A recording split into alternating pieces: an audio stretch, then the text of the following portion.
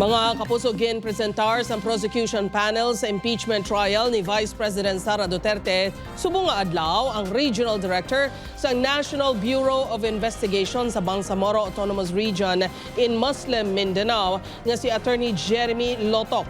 Si Lotoc ang ikaduhang witness ng prosekusyon sa grave threats kag assassination plot nga ginaligar ginpatuhoy sa Vice Presidente kanday Presidente Bongbong Marcos, First Lady Liza Marcos kag kanday House Speaker Martin Romualdez.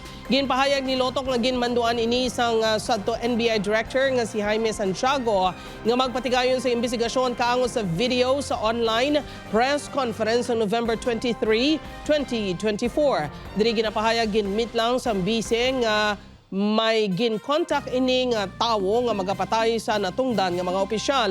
Ginpadalaan kuno nila sa sapina ang Vice Presidente apang wala ini nag-abot. Ilaman kuno ginpasapina ang mga miyembro sa media nga nagpakigbahayon sa press con.